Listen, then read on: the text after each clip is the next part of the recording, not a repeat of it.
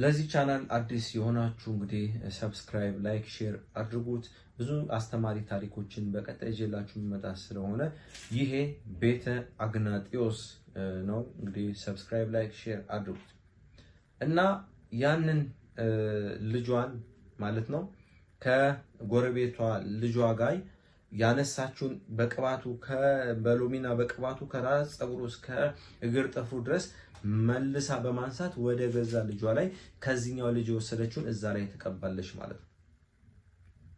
ልብ እንድትሉ የምፈልገው ነገር ይሄንን ያደረገችበት ይህቺ ሴት ከዚህ በፊት ብዙ ጊዜ አስባለች። ሁኔታዎች አለመቻችላት ስላሉ ለምንድን የእሷ ልጅ ሰነፍ ተብሎ የጎረቤቷ ልጅ ደግሞ ጎበዝ እንደሆነ በትምህርቱም ታውቃለች። ስለዚህ ሁኔታዎች አለመቻች ብለዋል ነው እንጂ የሁል ጊዜ ሐሳቧ ነበር። ለምን በአብዛኛው እንደዚህ አይነት ነገር ውስጥ የሚገቡት ሰይጣን ሲጠልፋቸው ብቻ ሳይሆን እንዴት የኔ ልጅ ሰነፍ ሆኖ የጎረቤት ልጅ ጎበዝ ሆኖ እንዴት የኔ ልጅ እሱ ያስጠናል በሚል ቀናትም ተነሳስተው ነው ይሄን የሚያደርጉት። ለዚህ ሁሉ ነገር ኃላፊነቱን የሚወስደው ቀናት ነው። ገባችሁ? የቅዱስ ገብርኤል ለአምላኩ መቅናቱ ከሊቃነ መላእክቱ መሃል ሲያስደምረው የሰይጣን በአምላኩ ላይ ቀንቶ የአምላኩን ዙፋን መመኘቱ ደግሞ ጥልሚያቆስ አስገብቶታል። ለመልካም ነገር መቅናት መልካም ነው፣ በክፉ ነገር መቅናት ደግሞ እንደዚህ ዋጋ ያስከፍላል ማለት ነው። ያንን ያደረገችው ከህፃኑ ላይ ያለውን ከጎረቤቷ ልጅ ላይ ያለውን ነገር በሙሉ ወደ ገዛ ልጇ ለመውሰድ በመናፍስቱ አሰራል ማለት ነው። ለዚህ ነው ህፃናት ያ ጎበዝ ህፃኑ ተማሪ የነበረው ሰው የሚወደው የነበረው ጥሩ ባህሪ ያለው ልጅሽ እኮ ጎበዝ ተማሪ ነው፣ 10 ከ10 100 ከ100 ያመጣል፣ A+ ነው የሚያመጣው፣ ሁሌም ከሴክሽን አንደኛ ከክፍሉም አንደኛ ይወጣል ተብሎለት የነበረው ህፃን ቀስ በቀስ እየደነዘዘ ቀስ በቀስ እየነፈዘ ቀስ በቀስ ባህሪው እየተቀየረ ከጓደኞቹ የማይስማማ ከቤተሰብ የማይስማማ ከራሱ የማይስማማ ሆኖ እልህኛ ሆኖ ይሆናል። ቁጡ ማለት ነው። ምግብ የማይበላ የምግብ አፕቴት የሌለው ሰነፍ ተማሪ ይሆናል ማለት ነው። አያችሁ?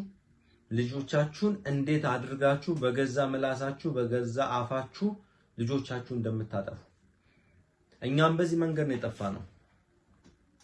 ትልልቅ ሆነንም ይኸው ደም ግባቱ ይኸው ውበቱ ይኸው እያት ፀጉሯ ምኗ እየተባለ ክፉ አይን ውስጥ የገባ ነው ማለት ነው። ስለዚህ ባለማወቅ ልጆቻችሁን ክፉ አይን ውስጥ አስገባችኋቸው ማለት ነው። ርህራሄ የሌላቸው ማለት ነው። ይሄን ስራ ጎረቤት ብቻ አይሰራውም። በነገራችሁ ላይ የገዛ አክስቱ ይሄን ስራ ልትሰራ ትችላለች። የገዛ እህትሽ ማለት ነው። የገዛ አጎቱ የገዛ አጎቱ ወይ ወንድማችሁ ይሄን ስራ ሊሰራ ይችላል። ምክንያቱም ከዘሩ ውስጥ ወይም ከቤተሰቡ ውስጥ የከሌ ልጅ እኮ እንደዚህ ነው የከሌ ልጅ እኮ እንደዚህ ነው የሚባለውን ስሙን ስለሚፈልጉት ወደ ገዛ ልጃቸው ያዘዋውሩታል ማለት ነው። እናንተ ሀገር አማን ነው ብላችሁ ልክ እንደ ሴትዮዋ ልጄን እናንተ ጋር አድርጉልኝ ብለው በሚሏችሁ ሰዓት ላይ ልጆቻችሁን ገብረው ይጠብቋችኋል። ለአጋንንት ማለት ነው። አንዳንዴ ያ አጋንንት ያ ሰይጣን እለቱኑ ስራውን ይሰራል። ቆይቶ ደግሞ ስራውን ይሰራል። ምክንያቱም እንደዛ አይነት ካልኩሌሽን ውስጥ ሲገቡ የእናንተ ልጆች ገብረው ነው። የገዛ ልጆቻቸው መገበራቸው ለነሱ አይታያቸውም። ምክንያቱም ያ ልጅ አድጎ ሀብታም ሆኖ እሷን የሚጦር መሆኑን ነው የምታየው እንጂ ያ ልጅ በነፍስ መገበሯን አታውቅም። ለዚህ ነው ሀብታም ነው ባለጸጋ ነው፣ ነገር ግን ትዳሩ ሰላም የለው፣ ሚስቱን አያከብርም። ለምንድን? አብሮ ተጭኖ መንፈሱ አላ እንዴት ሰላም ይሰጧል? ሀብት ንብረቱ በትክክለኛ መንገድ የመጣ አይደለም። ግን ልዩነቱ ምንድነው? እሱ የሰው እድል ወስዶ እንደሚኖር አለማወቁ ነው። ውጭ ድረስ ሊሄድ ይችላል። ስኮላርሺፕ ተብሎ ጎበዝ ተማሪ ተብሎ በሰው እድል እኮ ስንቶች እኮ ውጭ ወጥቷል። ግን ፍጹም ሰላም የላቸው። ሰው እንዴት ሰይጣን በላዩ ላይ ተጭኖ ሰላም ይኖራል? እንደውም ክፉ አድርጎ ማለት ነው። ክፉ የተደረገበትም ሰው ደግሞ አስቡት። ክፉ ተደርጎበት ሰይጣን በላዩ ላይ ኖሮ እንዴት ነው መልካም ህይወት የሚኖረው? ስለዚህ አክስቶችም አጎቶችም ለዚህ ስራ ይተባበራሉ። የገዛ ልጆቻቸውን ጥሩ ደረጃ ለማድረስ በስጋዊ የእህታቸውን ልጅ የወንድማቸውን ልጅ ይገብራሉ ማለት ነው። በነገራችሁ ላይ ቋንቋ መገበር ማለት ነው። ለምን የህፃኑን እድል በህፃንነቱ አጥበው ገላውን መውሰድ ማለት ለሰይጣን መገበር ማለት ነው። ለምንድን አክስታችሁ ወይ አጎታችሁ ሄደው ደብተራ ጋር ዲል አድርገው ሲመጡ መንፈሱ ተጭኖ ሲመጣ ያንን ገላውን ሲታጠም ሙልጭ አድርገው ላቡን ሳይቀር ደሞዙን ሳይቀር ይወሰዳል። ያ ልጅ አድጎ የፊት ቅርጹ ሳይቀር ሊቀየር ይችላል። ግን ምንድነው ካላችሁኝ ይሄ በህፃንነቱም ሳይቀር የሰው እድል ወስዶ የሚኖረው ፍጹም ሰላም የለውም ብያችሁ። ግን ከቤቱ ሀብታም ባለጸጋ ነው፣ ረዳህ ይረዳል።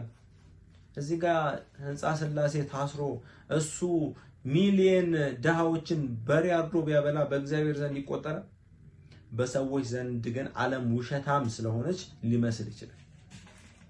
ስለዚህ የአብዛኞቻችን ችግር በህፃንነታችን እድላችን ተወስዷል። እድል መወሰድ ማለት ምን ማለት ነው? ንቃተ ህሊናችን ተወስዷል፣ አይምሮአችን ተወስዷል ማለት ነው። በሌላ ቋንቋ የምናስብበት በሂሳብ ምሩቅ ሆነን እንኳን አንድና አንድ ስንት እንደሆነ መደመሩ ሁላ ሊከብደን ይችላል።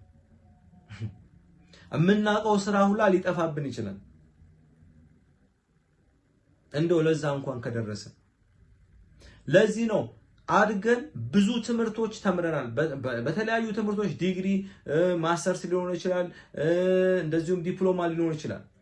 ግን በተማርናቸው ስራዎች ሳይቀር ባንዳቸውም እየሰራን አይደለም።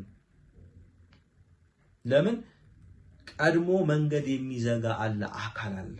በህፃንነታችን የተዋሃደን ቤተሰቦቻችንም ስለ መናፍስቱ ዓለም ዕውቀቱ ስለሌላቸው ያንኑ መንፈስ አብሮ እያቆራኙን አድጓል ማለት ነው። የኛን ባህሪ ያውቃል፣ የኛን ጸባይ ያውቃል፣ የኛን እያንዳንዱ ነገር እያወቀ አብሮን ያድጋል። መርሳት የሌለባችሁ ነገር ሰይጣን የ7500 ዘመን ተሞክሮ ያለው ነው በሰው ልጆች ላይ ከአዳም ጀምሮ። ስለዚህ ያንን ልታስተውሉ ይገባል። ልጆቻችሁ ጎበዝ ተማሪ እንኳን ቢሆኑ ሸሽጋችሁ አሳድጓቸው። ሸሽጓችሁ አታውሩ። ቀልጄ ጎበዝ ተማሪ ነው ብላችሁ አታስበሏቸው። በቡዳም አታስበሏቸው። ሸሽጋችሁ እኮ ማሳደግ ትችላላችሁ እንዴ!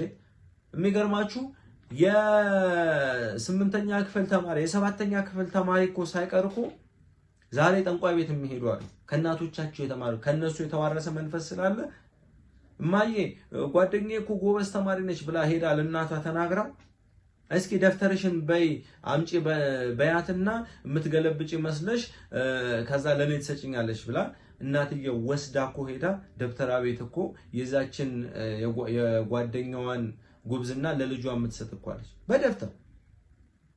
እንኳን ራሳችን አውረተን አይደለም ተማሪዎቹ እንኳን በቀናት ተነሳስተው ከሴክሽን እኮ እንዲምትወጣው ብለው መተው ለእናታቸው ተናግረው እናታቸው ሄደው ደግሞ ደብተራ ቤት ይሄንን ስለሚሰሩ እንኳን ራሳችን ልጄ ጎበዝ ተማሪ ነው ብለን አውርተን።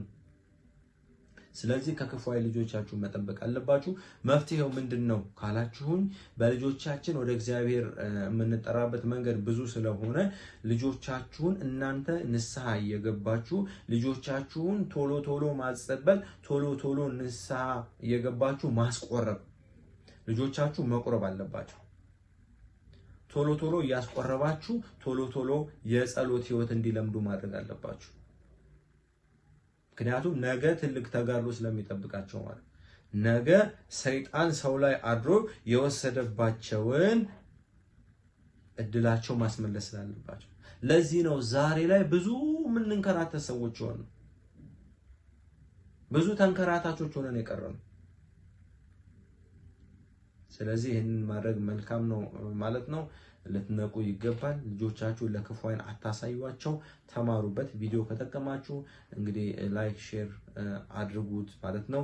ለቤተ አግናጢዮስ እንግዲህ ቻናል አዲስ የሆናችሁ ሰብስክራይብ አድርጉ፣ ላይክ አድርጉ፣ ሼር አድርጉ። ገና ብዙ የምንማማርባቸው ብዙ ጉዳዮች ይኖሩናል ማለት ነው። ይሄ ቤተ አግናጢዮስ ነው። ሰላማችሁ ይብዛ።